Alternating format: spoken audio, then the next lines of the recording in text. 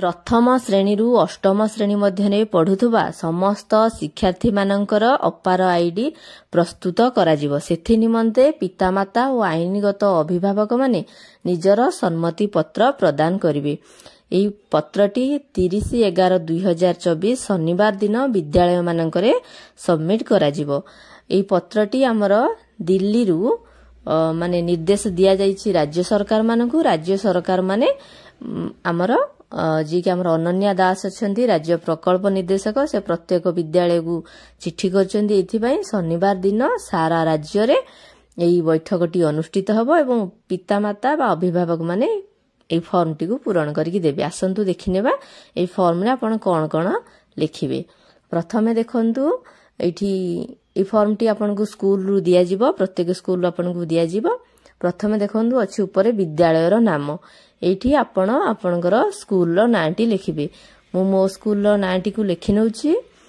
ଆମ ବିଦ୍ୟାଳୟର ନାମ ସରକାରୀ ଉଚ୍ଚ ପ୍ରାଥମିକ ବିଦ୍ୟାଳୟ ମଧୁପୁର। ମୁଁ ଏହା ଲେଖିଲି। ଆପଣଙ୍କର ବିଦ୍ୟାଳୟର ନାଁ ଯାହା ହେଇଥିବ ଆପଣ ସେୟା ଲେଖିବେ। ବିଦ୍ୟାଳୟଟି ଯେଉଁ ବ୍ଲକରେ ଯାଉଛି ସେ ବ୍ଲକର ନାମ ଲେଖନ୍ତୁ। ଯେଉଁ ଜିଲ୍ଲାରେ ଯାଉଛି ଜିଲ୍ଲାର ନାଁ ଲେଖନ୍ତୁ ଏବଂ ୟୁଡାଇସ୍ କୋଡ୍ ଏଇଟା ଆପଣଙ୍କୁ ଲେଖିବାକୁ ପଡିବ ନାହିଁ। ଏଇଟା ଆପଣ ଜାଣିନଥିବେ, ଏଇଟା ପ୍ରତ୍ୟେକ ବିଦ୍ୟାଳୟର ଗୋଟେ ଗୋଟେ ସ୍ୱତନ୍ତ୍ର କୋଡ୍ ଥାଏ। ଏଇ କୋଡ୍ଟି ଆପଣ ଆପଣଙ୍କର ପ୍ରଧାନ ଶିକ୍ଷକଙ୍କୁ ପଚାରିକି ଲେଖନ୍ତୁ ବା ତାଙ୍କୁ କୁହନ୍ତୁ, ସେ ଲେଖିଦେବେ। ତାପରେ ଦେଖିବା, ମୁଁ ଶ୍ରୀ କିମ୍ବା ଶ୍ରୀମତୀ ଅଛି। ଏଠି ଆପଣ ଯଦି ବାପା ଫିଲ୍ଅପ୍ କରିଥିବେ ତାହେଲେ ଶ୍ରୀ ଜାଗାରେ ଠିକ୍ ଚିହ୍ନ ମାରିବେ, ମା ହେଇଥିଲେ ଶ୍ରୀମତୀ ଜାଗାରେ ଠିକ୍ ଚିହ୍ନ ମାରିବେ। ଏଠି ନାଁ ଲେଖିଦେବେ ଆପଣଙ୍କର। ମୁଁ ଏଠି ନାଁ ଲେଖୁଛି ସନ୍ତୋଷ ପ୍ରଧାନ। ଆପଣ ଯାହା ଆପଣଙ୍କ ନାଁ, ମା ହେଇଥିଲେ ମାଙ୍କ ନାଁ, ବାପା ହେଇଥିଲେ ବାପାଙ୍କ ନାଁ ଲେଖିବେ। ତାପରେ ଗ୍ରାମର ନାମ ଲେଖିଦେବେ। ମହିପୁର ଗାଁର ନାଁ, ତେଣୁ ମୁଁ ମହିପୁର ଲେଖିଦେଲି। ଦେଖନ୍ତୁ, ସ୍କୁଲର ଗାଁର ନାଁ ଆଉ ଆପଣଙ୍କ ଗାଁର ନାଁ ଅଲଗା ହବ। ଆପଣଙ୍କର ଆଧାର କାର୍ଡରେ ଯୋଉ ଗାଁ ନାଁ ଥିବ ଆପଣ ସେୟା ଲେଖିବେ। ତାପରେ ପୋଷ୍ଟ ଅଫିସର ନାଁ ଲେଖି ନିଅନ୍ତୁ। ଆପଣଙ୍କର ପୋଷ୍ଟ ଅଫିସ ବା ଡାକଘର ସମସ୍ତେ ତ ଜାଣିଥିବେ। ମୁଁ ଏଠି ଆମର ପୋଷ୍ଟ ଅଫିସ ମଧୁପୁର ଲେଖି ଦଉଛି। ତାପରେ ଭାୟା ଆପଣଙ୍କ ଅଞ୍ଚଳରେ ଯୋଉ ବିଶେଷ କରି ଯୋଉ ଛୋଟିଆ ମୋଟିଆ ସହରଟିଏ ଥାଏ ସେଇଗୁଟା ସାଧାରଣତଃ ଭାୟା ହୁଏ।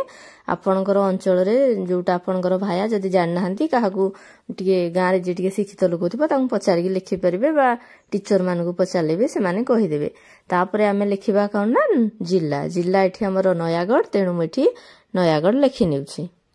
ତାପରେ ଦେଖି ନିଅନ୍ତୁ, ଏଠି ଆଧାର ସଂଖ୍ୟା ଅଛି ଆପଣଙ୍କର ଯାହା ନାଁ ଏଠି ଲେଖିଲେ। ମୁଁ ଯେମିତି ସନ୍ତୋଷ ପ୍ରଧାନ ଲେଖିଥିଲି, ଏଠି ସନ୍ତୋଷ ପ୍ରଧାନଙ୍କର ଆଧାର ନମ୍ବରଟି ଲେଖିବି। ଯଦି ଆଧାର କାର୍ଡ ନାହିଁ ଆପଣଙ୍କର କି କିଛି ଅସୁବିଧା ଅଛି, ଆପଣ ଚାହିଁଲେ ପ୍ୟାନ କାର୍ଡ ନମ୍ବର ବି ଲେଖିପାରିବେ କିମ୍ବା ଭୋଟ ପରିଚୟ ପତ୍ରର ନମ୍ବର ବି ଲେଖିପାରିବେ କିମ୍ବା ଡ୍ରାଇଭିଂ ଲାଇସେନ୍ସର ବି ଲେଖିପାରିବେ।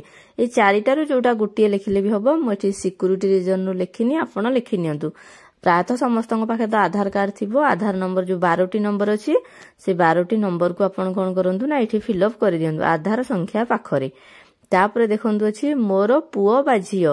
ଆପଣଙ୍କର ଝିଅ ହେଇଥିଲେ ଆପଣ ଝିଅ ଜାଗାରେ ଠିକ୍ ଚିହ୍ନ ଦିଅନ୍ତୁ, ପୁଅ ହେଇଥିଲେ ପୁଅ ଜାଗାରେ ଠିକ୍ ଚିହ୍ନ ଦିଅନ୍ତୁ।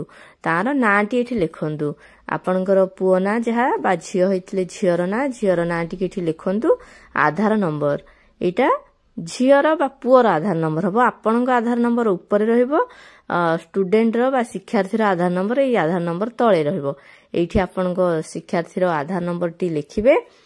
ଯୋଉ ଆଧାର ନମ୍ବର ଲେଖି ସାରିବା ପରେ ଯୋଉ ବିଦ୍ୟାଳୟରେ ପଢୁଛେ, ମାନେ ଆମ ବିଦ୍ୟାଳୟର ନାଁ ହେଉଛି ସରକାରୀ ଉଚ୍ଚ ପ୍ରାଥମିକ ବିଦ୍ୟାଳୟ ମଧୁପୁର, ସେଇ ଏଇଠି ଲେଖିଦେବେ। ମୁଁ ଯୋଉଠି ଲେଖିଛି ଦେଖନ୍ତୁ ବର୍ତ୍ତମାନ, ସେଠି ଆପଣ ଲେଖିଦେବେ ବିଦ୍ୟାଳୟରେ ପଢୁଅଛି। ତାପରେ ପୁଣି ଆଉଥରେ ଯୋଉ ତଳେ ପୁଅ କି ଝିଅ ଅଛି ସେଇଠି ଆପଣଙ୍କର ନାଁ ଦେଖନ୍ତୁ। ଷ୍ଟୁଡେଣ୍ଟର ନାଁ 2 ଥର ଲେଖା ହବ। ଏଠି ରାଧା ପ୍ରଧାନ ଆମ ଷ୍ଟୁଡେଣ୍ଟର ନାଁ, ତେଣୁ ଆମେ ଏଠି ଝିଅ ଜାଗାରେ ଠିକ୍ ଚିହ୍ନ ଦେବେ ଆଉ ରାଧା ପ୍ରଧାନ ଲେଖିଦେବେ। ଏଇଟା ଏତିକି ଆପଣଙ୍କର ମାନେ ମନେ ରଖିବେ, ଧ୍ୟାନର ସହିତ ନାଁଟି 2 ଥର ଲେଖା ହବ। ଆଧାର ନମ୍ବର ବି 2 ଥର ହବ। 2 ଥର ମାନେ ଉପରେ ଯୋଉ ଆଧାର ନମ୍ବରଟି ଲେଖିବେ ଏଟା ବାପା କିମ୍ବା ମା କିମ୍ବା ଆପଣଙ୍କର ଯିଏ ଯାହାର ବାପା ମା ଇନ୍ କେସ୍ ଡେଥ୍ ହେଇଯାଇଛି ତାଙ୍କର ଯିଏ ଗାର୍ଡିଆନ ଥିବେ ତାଙ୍କର ନାଁ ତାଙ୍କର ଆଧାର ନମ୍ବର ରହିବ। ଆଉ ତଳେ ଯୋଉ ଆଧାର ନମ୍ବରଟି ଅଛି ଏଇଟା ଷ୍ଟୁଡେଣ୍ଟ ରହିବ, ସେ ପୁଅ ହଉ ବା ଝିଅ ହଉ। ତାପରେ ତଳକୁ ଦେଖନ୍ତୁ ଅଛି ଗୋଟେ ସମ୍ମତି ପ୍ରଦାନ ତାରିଖ। ଏଇଠି ଆପଣ କେତେ ତାରିଖ ଲେଖିବେ ନା, ଯେହେତୁ ଆମର 30/11/2024 ଏଇ ମିଟିଂଟି ହଉଛି, ଆପଣ ସେଇଠି ଲେଖିଦେବେ ତା 30/11/2024।